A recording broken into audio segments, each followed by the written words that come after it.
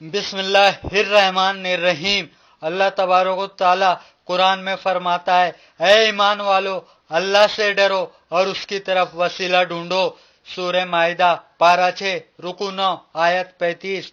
اس آیت سے معلوم ہوا نیک عمل اور انبیاء اولیاء کو وسیلہ بنانا چاہیے، یہ اللہ کا حکم ہے۔ اور ایک جگہ قرآن میں ہے، وہ مقبول بندے جنہیں کافر پوجتے ہیں وہ آپ ہی اپنے رب کی طرف وسیلہ ڈھونڈتے ہیں کہ ان میں کون زیادہ مقرب ہے، اس کی رحمت سے امید رکھتے ہیں۔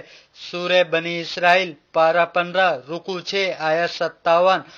اللہ نے جن بندوں کو نیک بتایا اور جنہیں مقبول کیا، ان کا عمل ہمیں بتایا کہ وہ اللہ کی طرف وسیلہ ڈھونڈتے ہیں کہ ان میں کون زیادہ اللہ کے قریب ہے، مقرب ہے، مقبول ہے، اسے وسیلہ بناتے ہیں۔ اور کافروں کی برائی بتائی کہ وہ انہیں پوجتے ہیں۔ جب اللہ کے نیک بندوں کو وسیلے کی ضرورت ہے تو ہمیں کیوں نہیں؟ سیاہ ستہ کی کتاب ترمذی میں حدیث ہے، حضرت عثمان بن حنیف نے کہا، ایک نابینا نبی صلی اللہ علیہ وسلم کی خدمت میں حاضر ہوئے اور کہا، یا رسول اللہ، میرے لیے اللہ سے دعا کیجیے کہ میری آنکھیں ٹھیک ہو جائے۔ حضور نے ارشاد فرمایا کہ تم چاہو تو میں دعا کروں اور اگر چاہو تو صبر کرو، اور یہ صبر کرنا زیادہ اچھا ہے۔ وہ صحابہ کہنے لگے، حضور آپ دعا فرما دے۔ تو رسول صلی اللہ علیہ وسلم نے ان کو حکم دیا وہ اچھی طرح وضو کرے اور پھر یہ دعا پڑھے، اے اللہ، میں تجھ سے مانگتا ہوں اور تیری طرف تیرے نبی محمد کو وسیلہ بنا کر متوجہ ہوتا ہوں جو رحمت والے نبی ہے، اور یا رسول اللہ، میں آپ کے وسیلے سے اپنے رب سے دعا کرتا ہوں تاکہ میری یہ حاجت پوری ہو، اور اے اللہ تو حضور کی شفاعت میرے حق میں قبول فرما۔ حوالہ ترمذی جلد 2 صفحہ 196۔ رسول صلی اللہ علیہ وسلم نے اپنے وسیلے سے مانگنے کا حکم دیا اور پھر یا رسول اللہ پکارنے کا حکم دیا۔ جو لوگ وسیلے کو بری بدعت شرک کہتے ہیں، انہیں سوچنا چاہیے کہ وہ قرآن رسول صلی اللہ علیہ وسلم کی تعلیم کے بارے میں کہہ رہے ہیں۔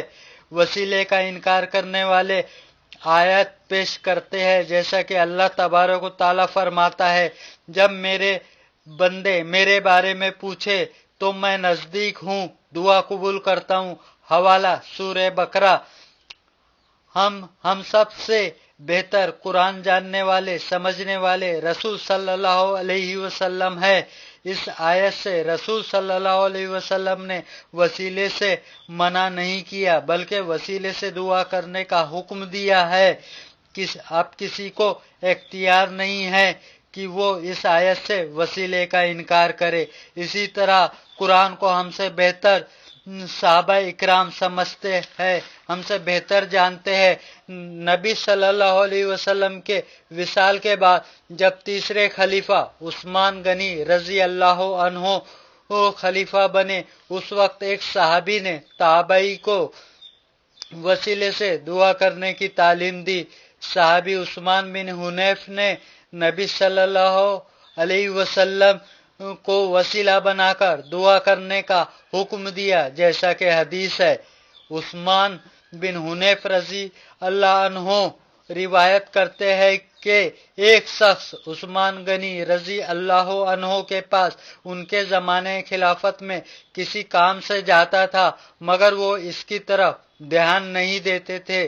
اس شخص نے عثمان بن حنیف رضی اللہ عنہ سے کہا تو انہوں نے کہا، تو وضو کر مسجد میں جا اور دعا مانگ، اے اللہ، میں تجھ سے مانگتا ہوں اور محمد صلی اللہ علیہ وسلم کے وسیلے سے تیری طرف متوجہ ہوتا ہوں، تیرے نبی جو نبی رحمت ہے، اے محمد صلی اللہ علیہ وسلم، بے شک میں آپ کو اپنے رب کی طرف وسیلہ بناتا ہوں تاکہ وہ میری حاجت پوری کرے۔ پھر اپنی حاجت ذکر کر۔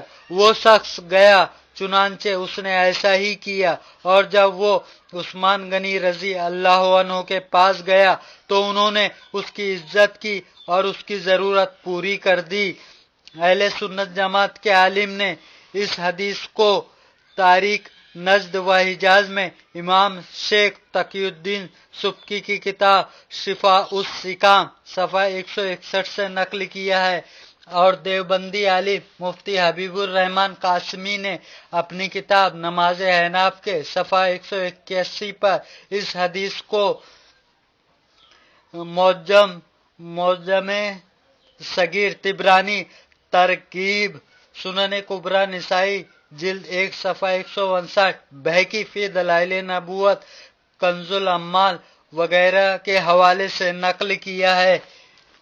رسول صلی اللہ علیہ وسلم کے وصال کے بعد بھی صحابہ اکرام ان کے وسیلے سے دعا کرتے تھے۔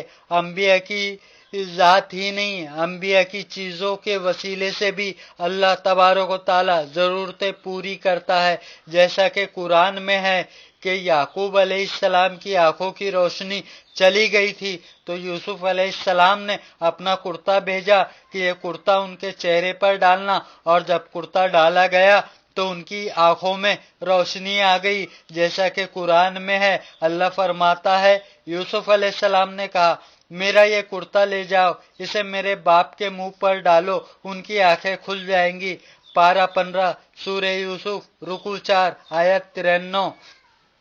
پھر آیت 96 میں ہے اس نے وہ کرتا یعقوب کے منہ پر ڈالا، اسی وقت اس کی آنکھیں واپس آ گئی۔ حوالہ پارہ 13 سورہ یوسف رکوع 4 آیت 96۔ وہابی جماعت کے پیشوا مولوی اسماعیل دہلوی نے وسیلے کے بارے میں اپنی کتاب صراط مستقیم کے صفحہ 215 پر لکھا، طالب کو چاہیے کہ پہلے باوضو 2 جانوں بطور نماز بیٹھ کر اس طریقے کے بزرگوں یعنی حضرت معین الدین سنجری اور حضرت بختیار کاکی رحمت اللہ علیہ وغیرہ حضرات کے نام کا فاتحہ پڑھ کر بارگاہ خداوندی میں ان بزرگوں کے توسط وسیلے سے التجا کرے۔ اللہ تبارک و تعالی وسیلے کو پسند کرتا ہے، وسیلے سے ہماری مدد کرتا ہے اور ہمیں روزی دیتا ہے، جیسا کہ حدیث ہے۔ حضرت سعد ابن ابی وقاص رضی اللہ عنہ کہتے ہیں رسول صلی اللہ علیہ وسلم نے فرمایا کہ تمہاری مدد کی جاتی ہے اور تمہیں روزی ملتی ہے، یہ سب تم میں سے کمزور لوگوں کا وسیلہ ہے۔ حوالہ صحیح بخاری کتاب الجہاد صفحہ 405۔ کسی آیت کو پیش کر کے وسیلے سے روکنا جہالت ہے اور مسلمانوں میں اختلاف پیدا کرنا ہے۔ وسیلے سے دعا کرنے والے کو مشرک بدعتی کہنے والا خود بدعتی مشرک ہو جائے گا، کیونکہ وسیلہ قرآن حدیث سے ثابت ہے اور اسلام کا قانون ہے۔ جو کسی مسلمان کو مشرک کہے جبکہ وہ مشرک نہ ہو تو مشرک کہنے والا خود مشرک ہو جائے گا۔